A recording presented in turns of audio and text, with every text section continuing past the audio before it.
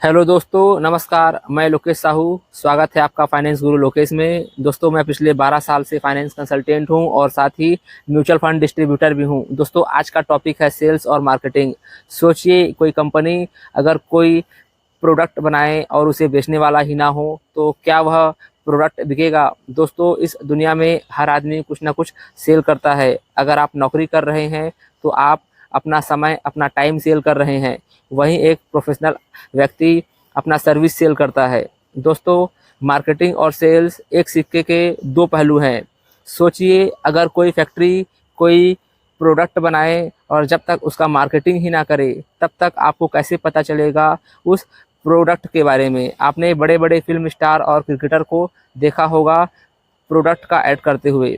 आज आप टीवी में जो ऐड देखते हैं वह मार्केटिंग का ही पार्ट है। बिना मार्केटिंग का कोई प्रोडक्ट का चल पाना लगभग असंभव है। इसका मैं आपको एक उदाहरण देता हूँ। साल 2001 में एक फिल्म आया था नायक, जिसके कलाकार अनिल कपूर थे। इस फिल्म का बजट 25 करोड़ था, लेकिन दोस्तों यह एक फ्लॉप फिल्म था। बॉक्स ऑफिस पर इसे एक फ्लॉप फिल्म डिक्लेयर किया गया है। लेकिन यही फिल्म जब टेलीविज़न पर आया तब कई दर्शकों ने इस फिल्म को बहुत सराहा और कई दर्शकों को आज भी यकीन नहीं होता कि यह एक फ्लॉप फिल्म है। और इसके फ्लॉप होने का जो कारण है दोस्तों, वह है इसका पुअर मार्केटिंग। दोस्तों, इसीलिए आज जब कोई मूवी रिलीज़ होने के काफ़ी पहले उसका ट्रेलर रिलीज़ होता है और साथ ही फिल्म के कई कलाकार कई शहरों में जाकर मार्केटिंग करते हैं। कई टीवी शो यानी कपिल शर्मा शो आप देखते ही होंगे, उसमें जाकर भी मूवी का प्रचार करते हैं। सोचो, अगर आईफोन का ऐड ही ना आए तो कैसे पता चलेगा कि वह कौन सा नया प्रोडक्ट बना रहा है या उसका कौन सा नया वर्जन आने वाला है? दोस्तों, इसीलिए किसी भी प्रोडक्ट को सफल बनाने के लिए मार्केटिंग बेहद ज़रूरी है। अब आते हैं सेल्स के ऊपर। दोस्तों, यहाँ पर एक जानकारी देता हूँ। ज़रूरी नहीं है कि कोई प्रोडक्ट को ही सेल किया जाए। सेल के दो टाइप होते हैं। पहला, सेल प्रोडक्ट भी हो सकता है और दूसरा सेल सर्विस भी हो सकता है। उदाहरण के लिए, जैसे कोई सीए है, कोई चार्टर्ड अकाउंटेंट है, कोई वकील है, कोई डॉक्टर है। प्रोफेशनल कैटेगरी के जो लोग आते हैं वह अपने सर्विस को ही सेल करते हैं। आपने देखा होगा, एक इंजीनियर स्टूडेंट बेरोजगार हो सकता है, लेकिन वहीं पर एक एमबीए स्टूडेंट अगर कोई रोजगार ना भी मिले तो वह अपना खुद का एक व्यापार चालू कर सकता है, क्योंकि एमबीए में सिखाया जाता है कि मार्केटिंग कैसे करना है, कस्टमर को कैसे सर्विस देना है, इन सब चीज़ों के बारे में। आपने देखा होगा कि कई इंजीनियर स्टूडेंट इंजीनियरिंग करने के बाद वह एमबीए का कोर्स करते हैं। दोस्तों, आपको नहीं लगता कि सेल्स और मार्केटिंग यह हमारे बेसिक एजुकेशन का पार्ट होना चाहिए? हम विज्ञान और इतिहास ही पढ़कर रह जाते हैं, लेकिन जिस विज्ञान से जो आविष्कार होता है उसे बेचने के लिए भी एक सेल्समैन चाहिए। सोचिए, आप एक कार लेने गए हैं और कार के शोरूम में कोई सेल्समैन ही नहीं है, तो क्या आप वह कार खरीद पाएंगे? मैं इस वीडियो के माध्यम से हमारे प्राइम मिनिस्टर माननीय श्री नरेंद्र मोदी जी और शिक्षा मंत्रालय से भी रिक्वेस्ट करता हूं कि सेल्स और मार्केटिंग भी बेसिक एजुकेशन का पार्ट होना चाहिए और इसे चैप्टर के रूप में स्कूल में पढ़ाया जाना चाहिए। फिर चाहे वह एटलीस्ट हायर सेकेंडरी स्कूल में ही क्यों ना हो, क्योंकि आज भी कई छात्र ऐसे होते हैं जो पैसे के अभाव में कॉलेज लाइफ नहीं जा पाते। लेकिन अगर वह अपने अंदर सेल्स स्किल को डेवलप कर लें तो बेरोजगारी की समस्या काफ़ी हद तक ऐसे ही कम हो जाएगा। दोस्तों, आप अगर मेरे विचारों से सहमत हैं तो कमेंट करके बताइएगा। अब आते हैं, सेल्स क्या होता है या किसको सेल्स हम कहते हैं? दोस्तों, product knowledge plus product conviction equal to sales. मतलब जब तक आपको प्रोडक्ट का पूरा नॉलेज नहीं होगा और खुद को ट्रस्ट नहीं होगा कि वह प्रोडक्ट वास्तव में अच्छा है, तब तक कभी भी आप उस प्रोडक्ट को सेल नहीं कर पाओगे। इसीलिए दोस्तों, किसी भी प्रोडक्ट को बेचने से पहले उस प्रोडक्ट पर कमांड और नॉलेज होना बहुत ज़रूरी है, फिर चाहे आप जिस भी कैटेगरी में आप सेल कर रहे हो।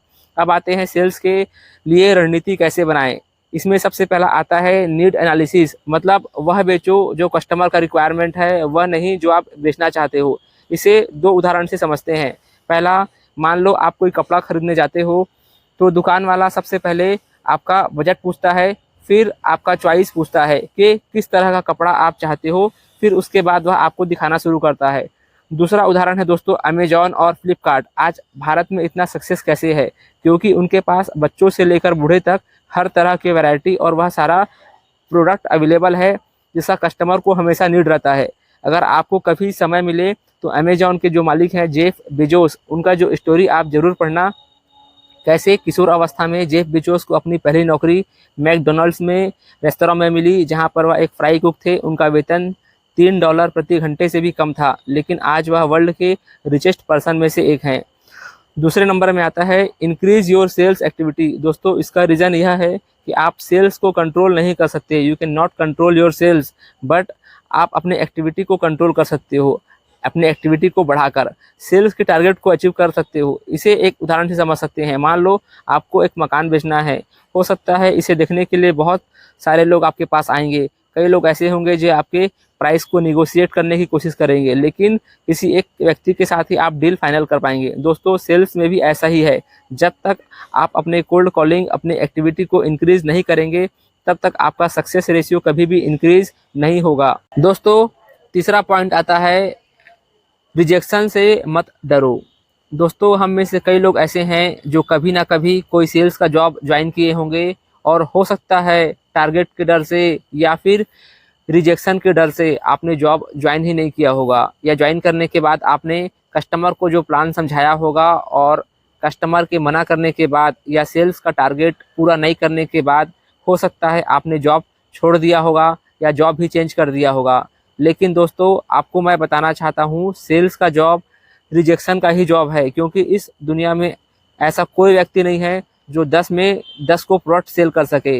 Nobody is perfect in this world.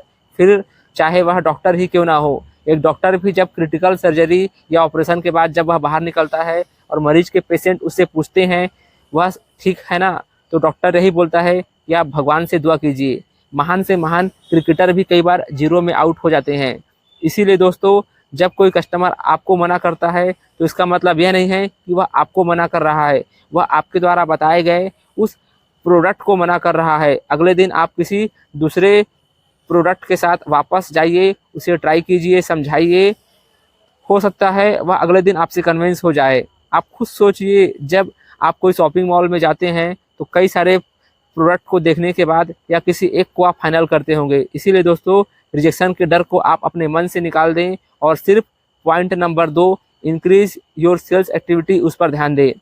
चौथा पॉइंट आता है दोस्तों, प्रोडक्ट फीचर के साथ कस्टमर के इमोशन पर भी फोकस करें। दोस्तों, अगर आप एक कामयाब सेल्समैन बनना चाहते हो तो आपको इस पॉइंट पे बहुत ध्यान देना होगा। इसका उदाहरण है बीमा। अमेरिका में बीमा खरीदना अनिवार्य है, लेकिन भारत में बीमा को डराकर बेचा जाता है, क्योंकि यह इमोशनल अटैचमेंट होता है। मान लो आप नहीं रहे तो आपके बाद इस दुनिया में आपके परिवार का क्या होगा। दूसरा उदाहरण दोस्तों, आपने किसी महिला को गोल्ड खरीदते हुए देखा होगा। गोल्ड भी एक इमोशनल अटैचमेंट ही है। दोस्तों, सेल्स का टॉपिक इतना बड़ा है कि सेल्स का चैप्टर एक वीडियो में बना पाना पॉसिबल नहीं है। बहुत जल्दी इसका पार्ट 2 लेकर आने वाला हूँ। आप चैनल को लाइक सब्सक्राइब जरूर करें ताकि अगले वीडियो का नोटिफिकेशन आपको मिलता रहे। धन्यवाद।